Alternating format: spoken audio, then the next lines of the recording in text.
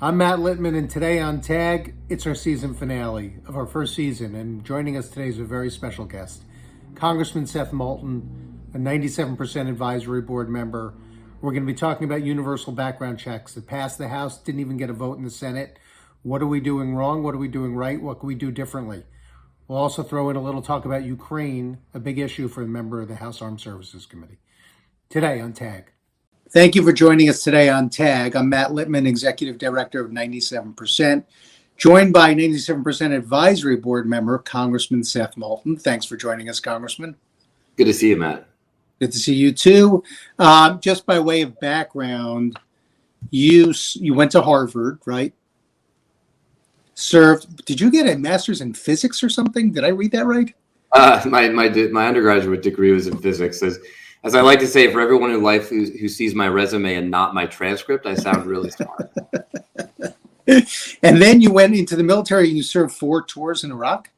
That's right. I was a Marine infantry officer, served 4 tours in Iraq. I had made the decision to join before September 11th. I just wanted to serve the country. I was inspired to do something to give back after having great opportunities like getting to go to Harvard. Didn't know that 9/11 would happen 3 months after I graduated, but I was proud to go 4 times to Iraq, even though I had a lot of disagreements with the war. Yeah, that's amazing. And then after that, a few years later, you ran for Congress.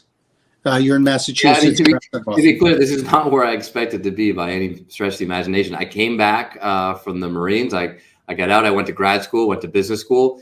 And then, like every aspiring Massachusetts politician, I took a job in Dallas, Texas. So this was clearly not what I intended to do.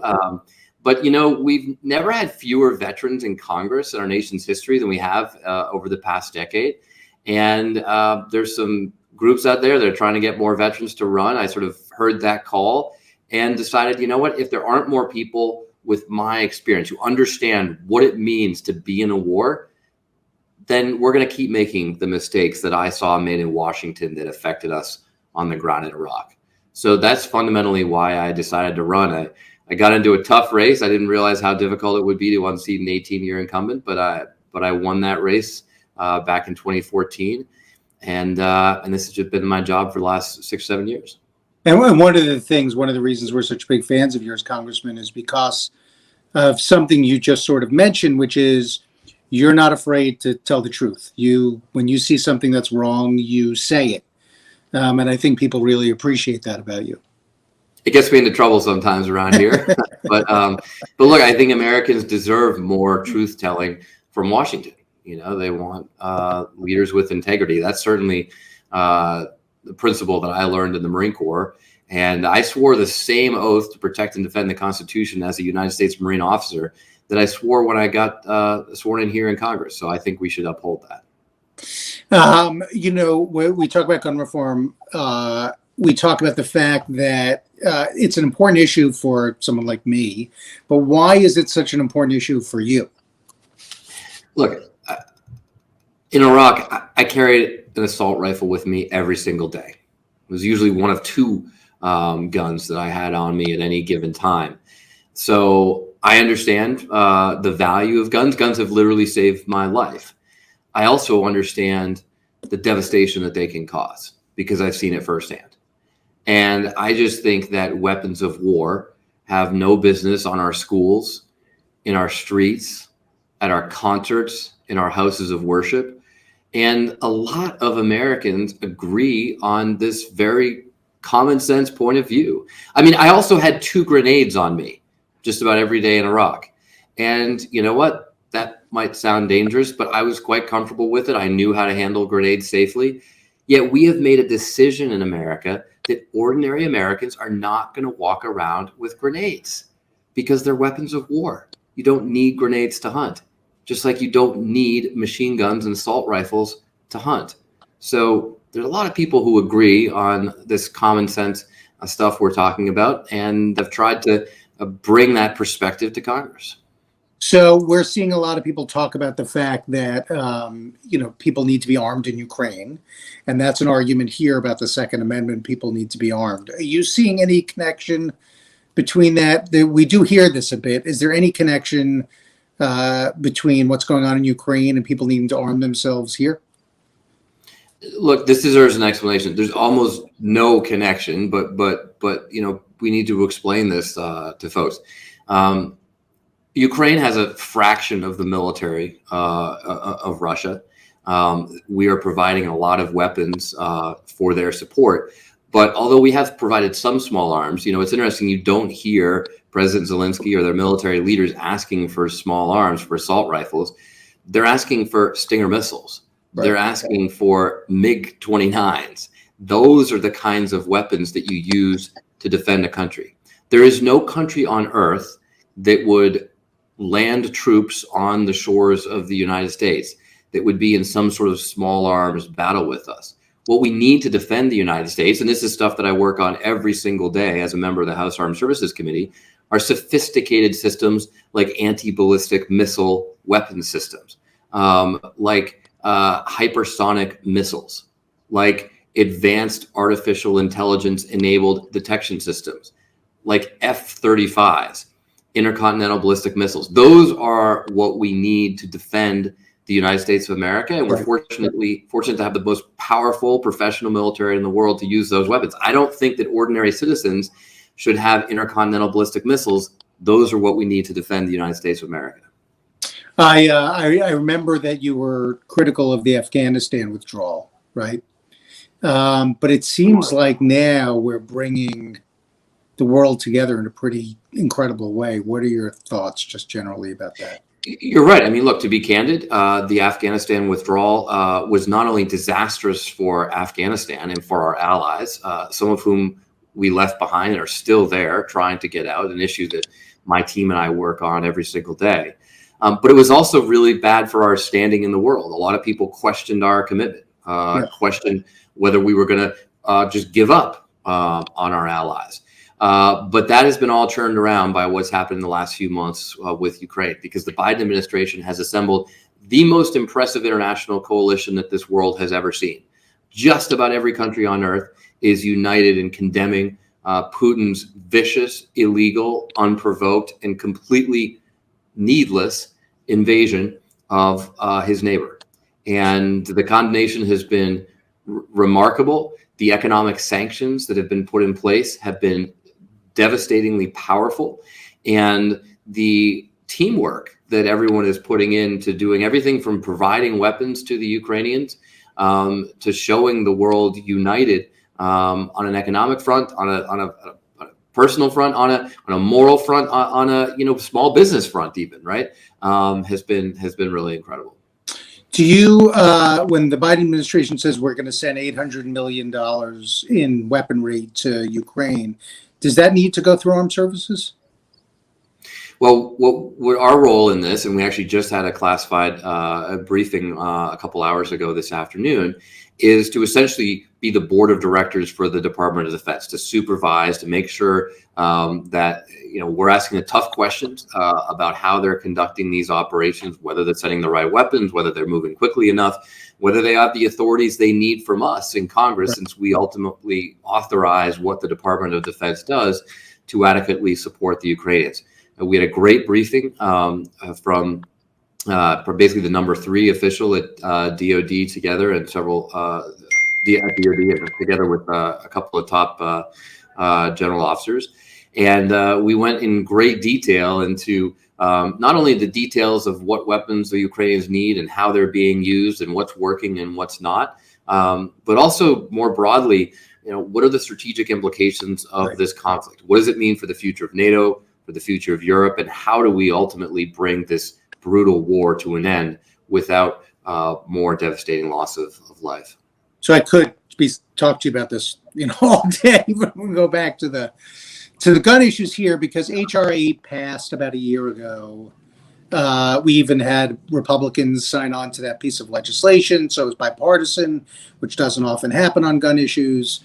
And yet we can't even get a vote in the Senate, Congressman. So what should we be doing? What are we doing wrong? What should we be doing?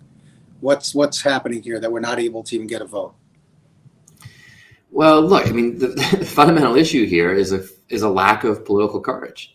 it's a lack of enough people here in Washington willing to tell the truth about all this. Expanded background checks are a foundational part of gun safety. It's just common sense that not every person should be able to buy a deadly weapon. I mean, you have to go through more of a background check to get a library card these days than you need to get a weapon in some cases. And the fact that we haven't even been able to get a vote on this, I think really proves that we need to take a different approach. And some of the amazing work that 97% has been doing has shown that if you poll gun owners across the country, gun owners themselves, 86% said they support universal background checks, and that includes 84% of Republicans and 80% of NRA members. So there's a group of NRA activists who control the political money that goes to Congress and influences these people to not even be willing to put their name on a vote, to just say to the American people they're supposed to represent, this is what I believe. But the reality is most even NRA members support these common sense reforms. So what can we do differently? Because is it a matter of electing just more people who are in favor of background checks in the Senate? Because we have, if we had to take a vote, maybe we'd get 54, 55, but we wouldn't get 60, right? Right. So, right. I mean, sure. Look, that is certainly one approach. That is the approach the NRA has taken against this common sense reform, right? They have established this litmus test for Republicans, and they try to apply it to a few Democrats too, that if you don't blindly support their pro-gun agenda, they're going to do everything they can to unseat you, and you're going to lose your seat in the Senate. I think one thing that we can do to really change this is to bring the voices of gun owners into the field. I mean, gun owners are critical stakeholders in this legislation, right? That's who it's going to apply to. And when you recognize that so many of them support this legislation, support these reforms, it just shows that we actually need to hear their voices as part of the debate. Why is it that so many great political leaders come from Massachusetts? Why is that? I wouldn't call myself a great political leader. I think you are. And, the history of Massachusetts and great political leadership is just incredible, and you're a part of that. Look, I think that I don't know the answer to this question, but look, I'm proud of Massachusetts. I'm proud of the Commonwealth, so I'll hazard a guess, right? First of all, we have a remarkable education system in Massachusetts, and that starts with the public schools, which are rated best in the nation. And then, of course, you have an extraordinary collection of universities. That creates an environment, not just among people who go to those schools or people who happen to run for Congress or whatever, but just amongst people back home for critical thought. I mean, I love doing town halls in Massachusetts because I get tough questions and you can actually have a legitimate intellectual debate. So if you present a statistic like this and you say, look, this is the truth, like gun owners support this reform, people are like, oh, okay. And they have a discussion. They're not just dogmatic about believing something they've seen on the internet. And I think that makes a difference for producing leaders who can go to Washington and speak the truth, speak truth to power. And ultimately, that's what being an effective political leader is all about. Well, I'm going to go to what we call a lightning round. I'm just going to ask you a couple of questions, Congressman, in the interest of time here. Sure. But this one's interesting. How many illegal gun sales? I don't expect you to get these exactly.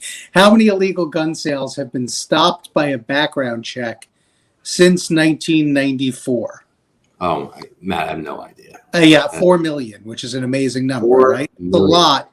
And then the other one Wow. is, what's the percentage of firearms used for criminal purposes? I'm going to answer this one for you. For criminal purposes that were obtained through transfers from unlicensed sellers, and the answer is 80%. It's got to be, I was going to say, it's got to be very high. Yeah, it's very high. I mean, these numbers are incredible. So when we talk about things like background checks, I mean, think about how many criminal activities we've stopped by having this background check system. And I don't hear anybody at this point who should have a gun saying, oh my gosh, I was stopped by a background check and I can't have my gun. That's absolutely right. And just like you don't hear people saying, who know anything about shooting, oh, I really need an assault rifle to kill a deer. But look, I mean, this is how we move this debate forward. And at the end of the day, what we're talking about here is not numbers and statistics, but lives. And one of the most striking statistics that that I've seen is that since H.R. 8 was passed in the House, so since this legislation was passed by the House of Representatives, just to languish in the Senate almost a year ago, more than 40,000 Americans have died from gun violence. So, right. I mean, what we're seeing out of Ukraine is so heart-wrenching. Kids, innocent women, children, men with great futures, all of these amazing Ukrainian people who are dying, and we mourn their deaths, and we're doing everything we can to try to keep more of them alive. Look at how many lives we could save right here at home. Yeah. Well, thank you, Congressman. I know that the work you're doing on Ukraine is terrific, and it's much appreciated. I think I speak for a lot of Americans when I say thank you for your service, both in the armed forces and in Congress. It's much appreciated. And thank you for joining us today. One thing I always do, Congressman, is that at the end, I always ask if you could tag somebody else that you think we should talk to about guns. So if you have any thought now on somebody else that we should talk to for tag, who would that be? That's a great question. Look, I mean, there are a lot of people, but one person who I think might have an interesting perspective on this is Lauren Underwood. I'm just thinking her office is right down the hall. She has an interesting perspective on this because she's a nurse. So she's from the Midwest. She's from a place where this debate is alive and well, for sure.